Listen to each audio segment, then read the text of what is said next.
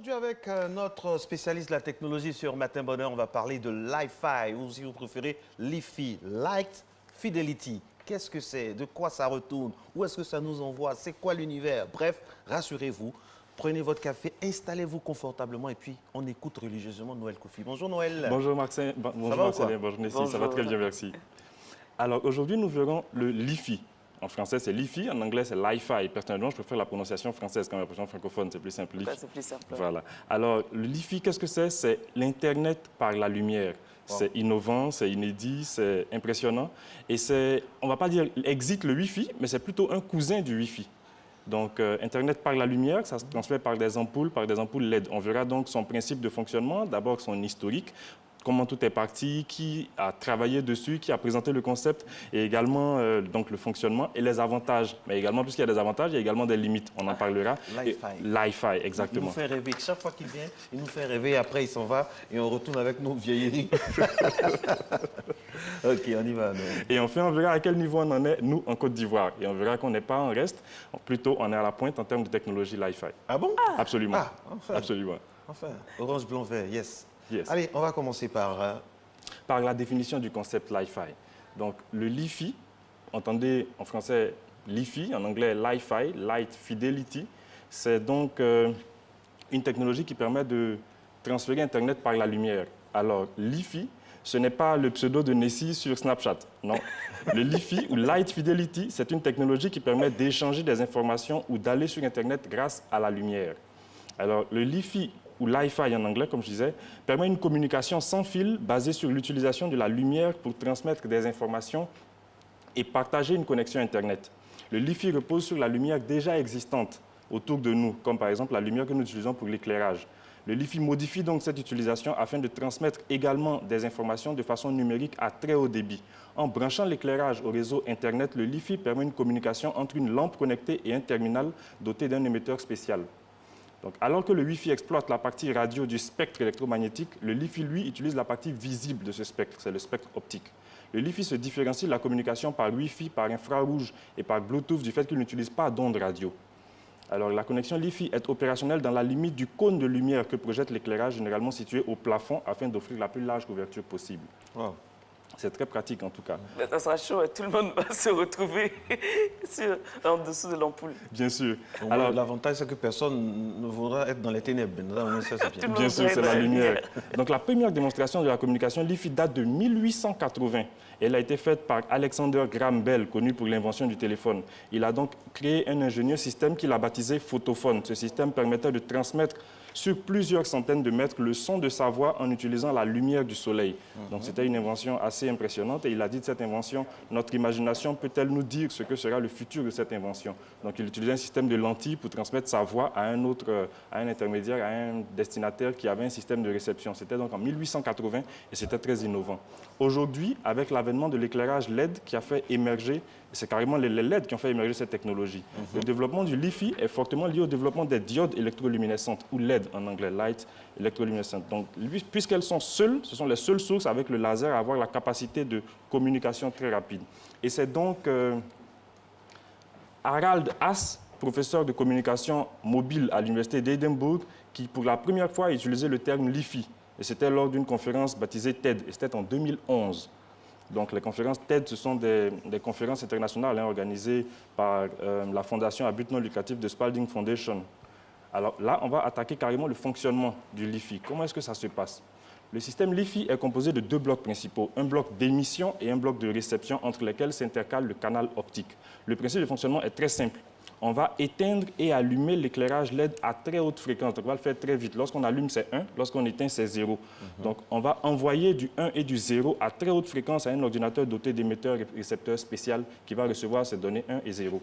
Donc, techniquement, c'est une petite lampe LED qui transmet des données par des variations de lumière extrêmement rapides, pratiquement 1 million de fois par seconde. Et c'est un peu comme du Morse, en fait, du Morse lumineux, et c'est invisible à l'œil nu. Donc, il suffit ensuite de se placer simplement dans la zone de lumière avec un smartphone, une tablette ou un ordinateur pour communiquer et recevoir des informations.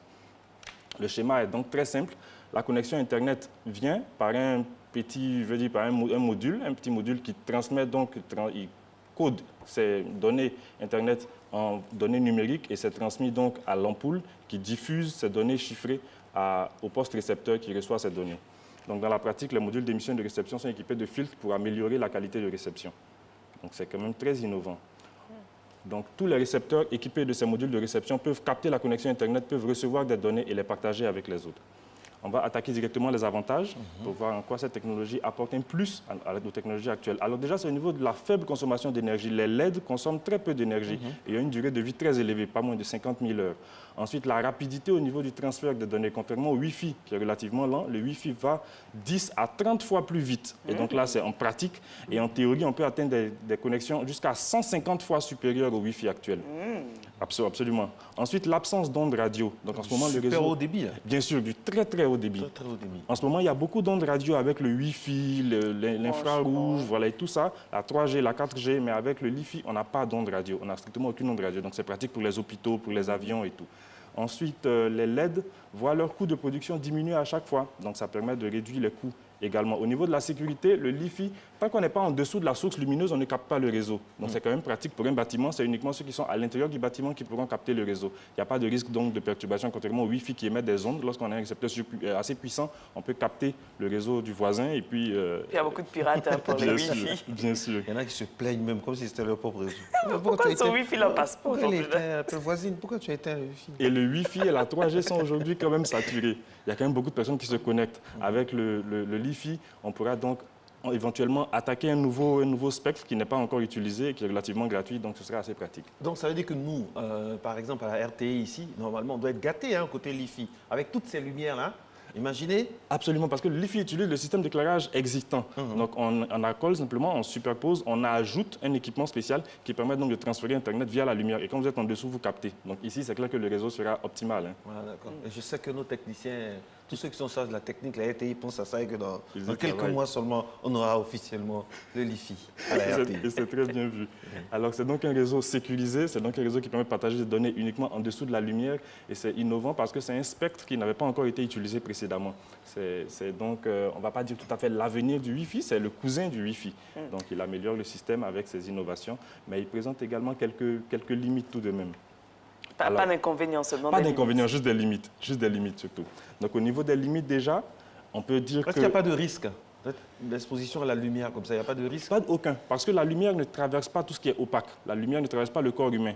Et donc, ça n'émet pas d'ondes radio, pas d'ondes électromagnétiques. Donc, aucun risque sur la santé, aucun risque sur les appareils électro... Et on parle aussi de lumière glacée, cool screen, de lumière glacée, tout ça. Est-ce que ça fait partie aussi de... En principe, non, c'est uniquement les lumières LED qui sont employées pour ce genre de transfert de données. Parce qu'aux États-Unis, ils ont des éclairages glacés, la lumière froide. Qui permet donc d'envoyer carrément de la température. Ce qu'il faut faire, il faut juste changer les ampoules. Changer les ampoules, il faut passer simplement au LED. Avec le LED, on pourra transmettre les données parce qu'il n'y a que le LED et le laser qui permettent d'envoyer du contenu à très haute vitesse. Alors, les limites. Les limites. On attaque les limites. Donc, avec les limites, on peut dire simplement que la lumière, contrairement aux ondes radio, ne peut pas passer au travers des murs. Donc, il ne pénètre pas toutes les matières opaques. Alors, ça limite un peu, contrairement au Wi-Fi qui traverse les murs, qui traverse les personnes. Le Li-Fi, lui, se limite à la lumière. Il faut être en dessous de la lumière. Donc, ça, c'est une limite, mais en même temps, c'est un avantage parce qu'on ne peut pas pirater le réseau. Ensuite, au niveau du champ d'action, le Wi-Fi a un champ d'action de pratiquement 30 mètres. Contrairement au Li-Fi, c'est 10 mètres maximum. Au-delà de 10 mètres à 15 mètres, le réseau est détérioré. La réception est plus bonne. Ensuite, oui, 10 mètres maximum. Ensuite, il faut être en dessous de la lumière pour capter le réseau, puisque c'est par la lumière que se transmet. Lorsqu'on est hors du champ, hors du cône lumineux, on ne perçoit plus la lumière et on n'a pas le réseau. Donc, c'est plus bon pour des utilisations domestiques Tout à fait. Domestique ou professionnel, dans un cadre bureau, dans un cadre dans le domicile, c'est plus pratique. Et l'autre limite, c'est que la faible quantité d'équipement. Malheureusement, c'est une technologie qui est encore en phase de lancement. C'est maintenant, donc en 2018, qu'on attaque la phase de commercialisation et il n'y a pas beaucoup d'équipements qui intègrent encore cette technologie. Mais les nouvelles sont bonnes. Il va très bientôt être disponible sur le marché de nombreux produits qui vont intégrer les smartphones, les tablettes, les ordinateurs portables, ça va venir. Et les équipements sont mobiles? On peut les déplacer? Ou Absolument. quand on les pose à la maison, c'est juste pour la maison? Non, ce sera entièrement mobile. Au bureau. Déjà, en ce moment, ce qui est présenté, c'est des supports de genre une clé USB qui se connecte à un ordinateur existant qui permet de recevoir les données.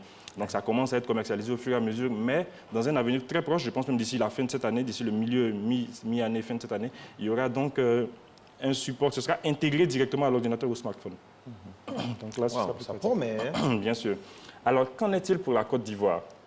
On verra donc en Côte d'Ivoire, on n'est pas en reste, au contraire, on est à la pointe, avec une start-up ivoirienne qui s'est lancée, qui s'est spécialisée dans ce domaine-là. Alors en Côte d'Ivoire, la start-up fondée par, il s'appelle Ange-Frédéric Balma. C'est un Ivoirien, un jeune entrepreneur, qui a fondé cette start-up et qui a fait de l'intégration des solutions LiFi sa chasse gardée. Elle se positionne donc comme le premier acteur africain de l'intégration de solutions LiFi et d'éclairage intelligent. Wow. Donc, cette jeune entreprise s'est résolue à rattraper le retard accumulé par l'Afrique en termes de déficit énergétique, d'accès à l'éclairage pour tous et la connectivité Internet haut débit, le tout par l'éclairage intelligent. En plus de poser l'énergie solaire, elle installe également l'éclairage intelligent et le LiFi. Pour cette entreprise, il ne s'agit plus de vendre uniquement des sources lumineuses et des luminaires, mais des solutions et des systèmes d'éclairage intelligent commercialisés comme un système de communication sans fil. Donc, une lampe installée dans une école en Côte d'Ivoire permet d'avoir accès à Internet. Ange-Frédéric Balma, jeune entrepreneur, s'est spécialisé dans cette technologie. Des capteurs photovoltaïques, comme on le voit à l'écran, permettent de générer de l'énergie solaire. Ce système est couplé à un petit composant intégré à la lampe LED qui permet de partager Internet par la lumière. Et donc, Ange-Frédéric Balma a déployé ce système dans un village à l'ouest du pays. En avril dernier, Ange-Frédéric a installé cette technologie dans le village de Drongouiné. Donc, c'est carrément à la frontière de la Côte d'Ivoire et du Libéria. Donc, il a posé ce système, ça fonctionne parfaitement. L'objectif du projet pour la jeunesse en milieu rural est d'abord d'apporter le développement en mettant le savoir et l'information à la disposition, donc à la portée des utilisateurs. Leur permettre d'étudier, car selon lui, et je pense qu'il y a du vrai dedans, l'analphabète de demain, c'est celui qui ne saura pas utiliser un ordinateur, une tablette et un smartphone. Donc, d'ici 2020, son équipe espère pouvoir déployer 2000 points LiFi supplémentaires avec un but bien précis. Favoriser le retour à la Terre par le déploiement de l'énergie solaire, de l'éclairage intelligent pour tous et de l'Internet par la lumière. Donc, c'est un système assez ingénieux. Super initiative. Hein. Ouais. Et c'est bien vu. Et ça s'adosse aussi à l'énergie solaire, tout ça? Tout à fait. Donc, compte tenu de la zone, c'est assez reculé. Voilà. Déjà, avec l'énergie normale, ça peut se brancher normalement, mais dans une zone reculée, avec l'énergie solaire, ça permet d'alimenter le système et donc de partager la connexion par la lumière. Super initiative. Hein. Et si ça marche bien en zone rurale, c'est sûr qu'à Abidjan... Absolument. Ici, c'est carrément optimal avec déjà les infrastructures existantes. Parce que ce qui est intéressant, c'est que ça s'installe sur l'existant, sur l'éclairage ambiant. Il suffit simplement de passer au LED. Et en ce moment, le LED est quand même en train d'être répandu, hein, l'éclairage ambiant, l'éclairage extérieur, parce que ça consomme moins d'énergie. Les coûts de production sont en train de réduire. La durée de vie est également très longue. Donc, c'est que des avantages pour la LED. Et une fois que la LED est installée, on n'a qu'à coupler le système de LiFi et la connexion Internet également est partagée. Je rappelle, mesdames et messieurs, que nous sommes en compagnie de notre spécialiste techno. Nessie est pratiquement bluffée, elle aime tout ce qui est technologie. Là, elle est en train de prendre beaucoup de notes là, pour installer ça chez elle, mais c'est très cher. On n'a pas parlé encore du prix. On n'a pas encore parlé de coût, non. Noël Kofi, donc parlons du prix. Alors, en termes de coût, la technologie n'est pas encore vulgarisée, mais c'est en train de venir. Comme je disais, les équipements sont encore en production. Certes, on est en train de dépasser la phase lancement. On attaque maintenant la phase commercialisation. Donc, les équipements ne sont pas encore vulgarisés. Le grand public n'a pas encore tout à fait accès à cela. Donc, c'est très cher. Donc, c'est très cher. Directement, c'est très cher. La fourchette. La fourchette en termes de coûts, l'équipement à lui, la communication n'a pas encore été très bien faite sur les coûts. Mais ce qu'on peut savoir déjà, c'est que l'énergie solaire en elle-même a un coût déjà relativement élevé. Mais ça, on réussit à faire des économies en fait dans le temps, puisque ça permet de faire des économies d'énergie et tout. Mais en termes de coût, l'énergie solaire se chiffre à quelques millions quand même. Et ce serait bien pour les ONG, pour les entreprises, dans un premier temps, et puis progressivement aller donc creuser encore plus par rapport à ce que ce jeune Ivoirien a fait avec sa Bien sûr, bien sûr. Et c'est un champ d'application qui est très vaste. C'est très vaste. Alors, il y a beaucoup de choses qu'on peut faire. On peut améliorer le réseau, on peut sécuriser ces données. On peut également libérer les points d'accès Wi-Fi uniquement, parce que le Wi-Fi, c'est pour une zone précise. Alors, quand on organise, par exemple, une conférence et qu'on reçoit de nombreux invités, on peut utiliser le Wi-Fi pour la zone des invités et le Wi-Fi pour les personnes qui sont plus éloignées, qui peuvent se connecter à distance. Quand il y a un anniversaire, un mariage, on peut plus envoyer des images à ceux qui sont à l'extérieur. Tout à fait. Parce que la lumière, on est dans un endroit circonscrit. Je pense que c'est ce qui est très intéressant. Quand on est dans un endroit où le périmètre est circonscrit, là, on a plus d'efficacité. Effectivement, effectivement. Donc, c'est juste pour les personnes de cette zone-là. Elles utilisent les données, elles utilisent la connexion Internet, elles partagent, elles envoient le contenu. C'est quand même très pratique. Et le Wi-Fi, c'est quand même pour des personnes qui sont plus distantes par rapport au point d'accès. Comment vous voyez le Wi-Fi dans 10 ans? Alors, je pense que dans le 10 ans, est-ce que vous pensez qu'on pourra échapper au fait d'être sous la lumière? Est-ce que le spectre ne va pas s'élargir un peu plus? Je pense qu'on va développer des ampoules déjà plus puissantes, qui ont des zones, des champs d'action plus élevés. Voilà. Je pense également que la technologie sera intégrée à l'éclairage ambiant, donc au réverbère, à l'extérieur, à l'éclairage extérieur. Donc on pourra se connecter à une borne carrément dans la rue Ça, ce sera quand même très pratique. Je pense Très, très aussi, pratique. bien sûr, je pense aussi que la technologie sera vulgarisée. Nos smartphones pourront se connecter directement par l'IFI, donc le système sera intégré à l'équipement et on pourra directement se connecter donc au LiFi. Et je pense que ce sera une technologie très vulgarisée. Je pense que ça va prendre très vite quand même. Et vu qu'il y a de bonnes alternatives par rapport au Wi-Fi existant, une rapidité de connexion, une zone de couverture, une sécurisation des données, je pense qu'il y a un très bel avenir pour cette technologie-là quand même dans les jours à venir. Merci, merci beaucoup, merci est d'avoir contente. partagé.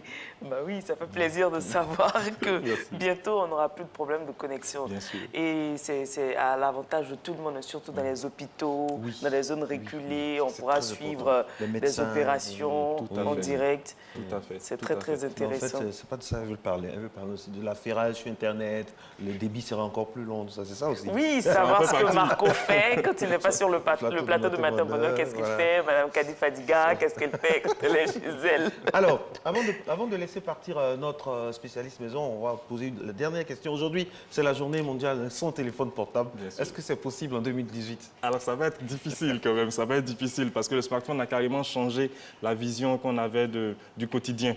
Aujourd'hui, on passe énormément de temps sur le smartphone, mais je pense qu'une journée mondiale sans smartphone a quand même son avantage. Parce qu'il faut pouvoir à un certain moment sortir un peu du virtuel et puis se frotter un peu à l'existant, partager des choses dans la réalité avec le voisin, avec la voisine, avec les parents et tout, rendre visite. Ce côté humain des choses est quand même très important. Comme moi, je dis toujours, je préfère avoir des likes dans un pub que sur, sur Facebook. Merci beaucoup, Noël Merci, Kofi. Gilles. Merci pour l'éclairage que vous nous apportez chaque mardi dans le thème donc, techno. C'est toujours un plaisir de vous avoir. Et la semaine prochaine, on parlera avec vous de... La semaine prochaine, je pense qu'on sera un peu sur les maisons connectées. Waouh! La maison connectée. Bien sûr. Et ça promet. Initialement, on va prendre un abonnement. Merci d'être amateur.